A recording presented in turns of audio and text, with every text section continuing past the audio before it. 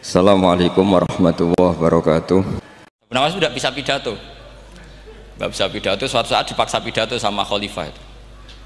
Hei para hadirin, kamu pinter apa goblok?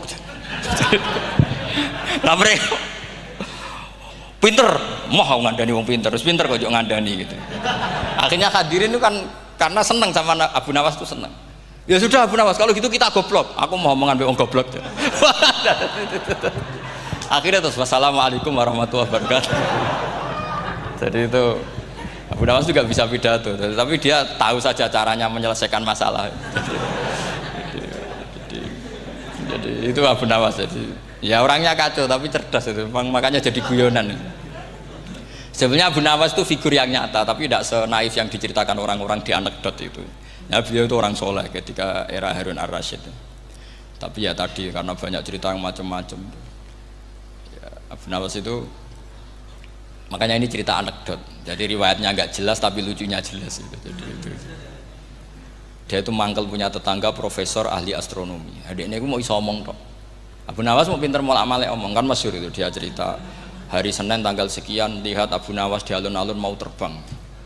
Orang lihat semua itu Abu Nawas itu ya sudah di podium ya hanya gitu-gitu tok. Kok nggak mau terbang-terbang? Ya mau itu ya tidak. Wassalamualaikum warahmatullahi wabarakatuh. Yang bilang Abu Nawas terbang siapa? Abu Nawas mau terbang. Yang namanya mau itu ya tidak.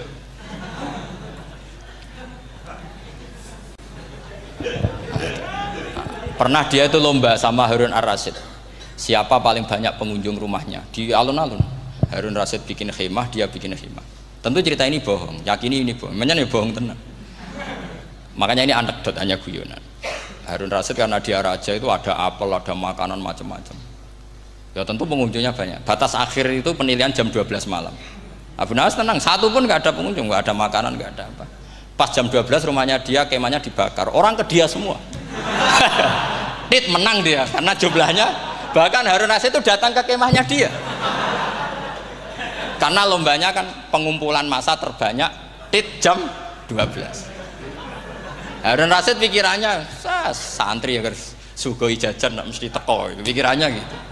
Abu Nawas pikirannya beda, jeneng ana kebakaran pasti datang. Wis dihitung biaya khemah sama hadiahnya banyak hadiahnya. Yang ahli falak ini punya ilmu yang rasional, yang pinter sekali. Dia ilmuwan bahwa bumi itu bulat-bulat. Nah saya lagi tren meyakini bumi flat, itu ya kacau nih. Gara-gara penjelasan sing sepihak. Ini wong nganggur. Lah wong ilmuwan kok sentimennya perkara wedi dhuwit. Enggak boleh ilmuwan menyebut sentimen apa? Uang. Akhir bumi itu bulat-bulat. Jadi kalau Anda jalan ke timur terus nanti ke titik yang sama. Abu Nawas ora paham karena dia memang enggak ahli sains gitu. Suatu saat si profesor ini kemalingan, malingnya melayu ngetan. Terus minta tolong sama Abu Nawas, kejarlah maling itu. Kemana? Ke timur. Dia ngejar ke barat. Ditanya sama profesor, saya udah bilang larinya maling itu ke timur, kalau kejar ke barat nanti ketemu di titik yang sama. Jadi, akhirnya profesornya ngerti, oh ngenyek tuh. Jadi nah khawatir saya nanti kalau santri-santri tidak pinter ilmu terus pilihannya ilmu kayak Abu Nawas, jalan pintas tadi. Karena belajar falak jelimet, belajar faraid apa? Jelimet, ada aul, ada roh, terus semua ada masalah yang ruwet-ruwet terus. Akhirnya mau olah bicara. Ini musibah innalillahi wa inna ilaihi raji'un. Itu tidak boleh. Quran tidak mengajarkan itu. Quran tetap mengajarkan ilmu meskipun ada nilai seninya. Ya tadi nilai seni tadi misalnya Allah mencontohkan daraba wa masalah rajulan fihi syuraka. Terus kedua uniknya Quran itu begini. Setelah dipikir itu nyata-nyata lebih detail. Misalnya begini. Ketika Allah mencontohkan ba'udah itu nyamuk. Itu orang-orang kafir itu bilang gini, "Ya Muhammad, Tuhan Anda kehilangan stok ilmiah. Sehingga contoh itu enggak yang dahsyat tapi sekedar nyamuk. Wong nyamuk kok digawe contoh. Mbok ya contoh itu dinosaurus, tak jerapah, tak apalah yang keren itu. Mosok contoh apa? Nyamuk. Terus Allah menjelaskan innallaha la yastahyi ayyadriban apa? Masalam ma. Contoh apa saja? Apa saja itu ditafsiri ba'udatan fama fauqaha, entah itu nyamuk, fama fauqaha, atau yang di atasnya nyamuk, maksudnya di atasnya itu fil killah atau fisighor, atau yang di atas nyamuk, yang lebih kecil ketimbang nyamuk. Sekarang saya contohkan kata Rasulullah, contoh yang kecil saja. Nggak usah bikin nyawa, nggak usah, itu terlalu mustahil. Seorang pemahat patung, terus kamu pesen, Pak, aku gaekno patung gajah, mesti muni sanggup. Tak muni, Pak, gaekno patung gajah, ukurannya ya semestinya gajah. Oke. Tapi Pak, aku gaekno patung nyamuk, ukurannya ya sak nyamuk. Kira-kira sanggup apa enggak? Artinya ketika Allah gawe nyamuk itu lebih sulit ketimbang gawe gajah, apa lebih mudah? Lebih sulit. Karena nyamuk yang sudah kecil, dia punya alat kelamin, terus seberapa juga? Alat kelaminnya juga tetap harus ada lubangnya, terus seberapa juga? Temen saya malah ada yang cangkem elek bilang gini, lalu ya punya kuman, kumannya seberapa? Nah ini pentingnya ngaji akal. Kamu jangan hanya bilang, wow dinosaurus, jerapah, seru nyamuk. Nah karena orang sudah ada itibar dengan nyamuk, didatangkanlah nyamuk banyak. Sebenarnya nyamuk banyak itu mergo mangkel, gak diperhatikan itu. Makanya terus. Lah ini saya tahadus bin Emat, istri saya itu sering protes. Istri saya kalau manggil saya Gus karena orang Jawa Timur. Itu sama-sama jagongan itu, saya itu tidak pati sering digigit. Namun ya digigit tidak sesering sampean, itu jelas.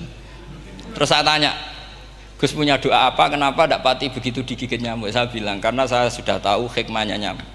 Jadi harusnya dia sudah tidak nyerang saya, kata saya itu. Makanya ini ijazah, agak mandi salah sampean gitu. Karena tadi logika yang terbangun gitu. Kalau Allah bikin gajah, melubangi belalai gajah itu masih masuk akal. Bahkan saat kita bikin patung masih bisa. Tapi kan tadi nyamuk itu sudah kecil, harus punya usus, harus punya alat kelamin, harus punya telur. Telurnya juga detail lagi.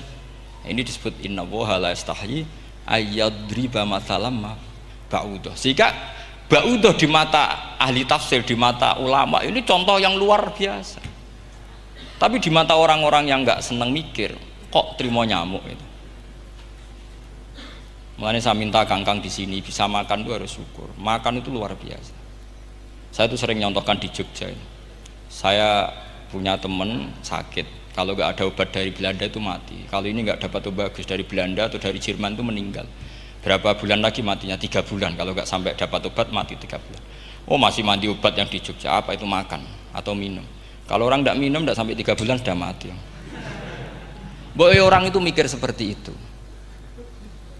Tapi kita ini kalau obat dari Jerman, dari Belanda itu hebat. Kalau enggak kita mati sebulan lagi, 3 bulan lagi. Allah bikin obat pada kita tiap hari, yaitu kita bisa makan, bisa minum. Itu kalau sekali nggak makan 5 hari bisa mati sama. Tapi kita karena ngakan itu hal yang biasa, nak duit iso utang, terus dianggap biasa. Ini kalau ulama masalah besar. Punya otak seburuk itu masalah besar bagi ulama. Sehingga Allah tidak malu ketika ngendikan kulu wasrobu, tidak malu karena makan ini urgen, sangat penting.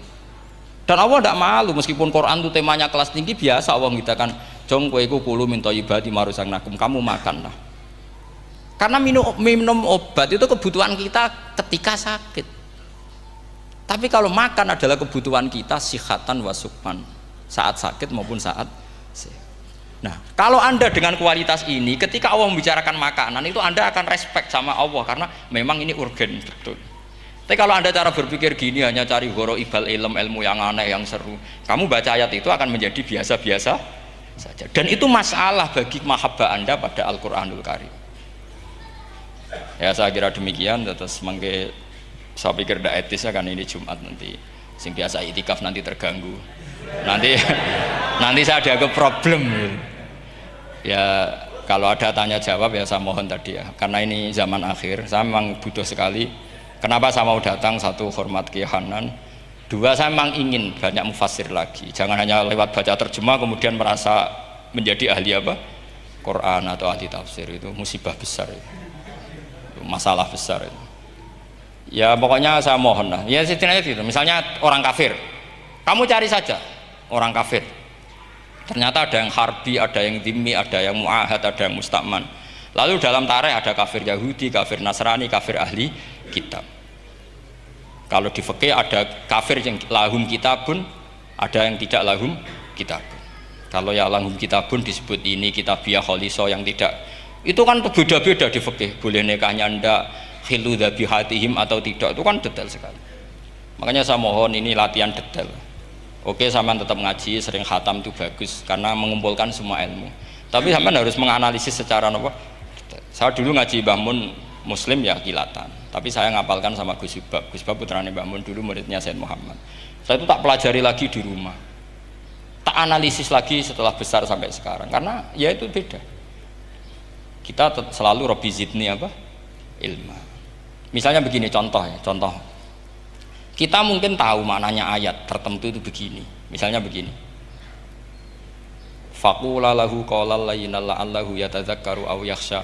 Musa dan Harun, jika kamu datang ke Fir'aun, maka kalau ngomong, kalau dakwah itu qaulal layyinan, dengan dakwah yang halus. Nggih, qaulal layyinan. Ini bagi yang ekstremis harus baca dialek ini. Ini kisah nyata yang diceritakan Habib Zain bin Semit ketika ngarang Al-Manhajus Sawi. Juga diulang-ulang di beberapa kitab. Suatu saat ada ustadz, corong Jawa Kemelinti, datang ke Harun Ar-Rasyid. Harun Ar-Rasyid ini Banil Abbas, termasuk zuriyahnya Abdullah bin Abbas. Karena Harun Ar-Rasyid sebagai khalifah tentu salahnya banyak, namanya pejabat pasti salahnya banyak. Meskipun kebaikannya juga banyak, tapi salahnya juga banyak. Kalau kita kan tidak pejabat, salahnya tidak banyak, tapi prestasinya juga tidak banyak. Ya kan, misalnya ada tamu Raja Salman, katanya hormat tamu wajib, kamu kan tidak bisa hormat. Karena dia juga tidak mau dihormati kita kan. Nah terus si ustadz tadi datang begini. Saya itu masih hafal teksnya. Ya Amirul Mukminin, inni nasihun lak, famusyaddidun alaika, fala tajidanna ala nafsika, fi nafsika aliyya syai'an. Saya ini mau nasihati Anda. Tapi saya maaf sekali karena nasihat saya ini kasar sekali. Musyaddid itu kasar, keras. Fala tajidanna fi nafsika aliyya syai'an. Saya mohon jangan dimasukkan hati lah. Makanya terjemah bebasnya jangan masukkan hati. Katanya Harun Rasyid langsung marah. Uskut ya jahil, kamu itu ustadz bodoh. Kamu tidak boleh keras sama saya. Dia masih bantah, saya keras sama Anda karena Anda salahnya banyak. Terus apa kata Harun Ar-Rasyid? Inna wa ta'ala qad arsala man huwa khairum minka ila man huwa syarrum minni wa ma'adzalika qala ta'ala faqula lahu qaulal layyinan. Allah mengutus orang yang jelas lebih baik ketimbang kamu, yaitu Musa dan Harun. Musa dengan ustadz ini baik mana?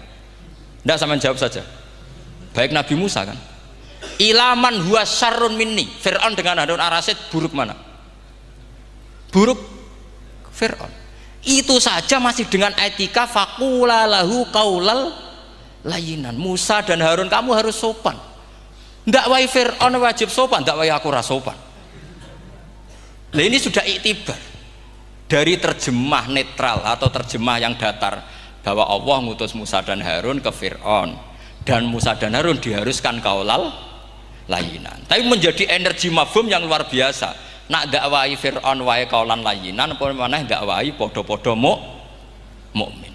Makanya kata Harun Rasyid, uskut ya jahil. Inna wa ta'ala qad arsala man huwa khairum minka ila man huwa syarrun minni. Wa ma'adzalika qala ta'ala faqula lahu qaulal layyin.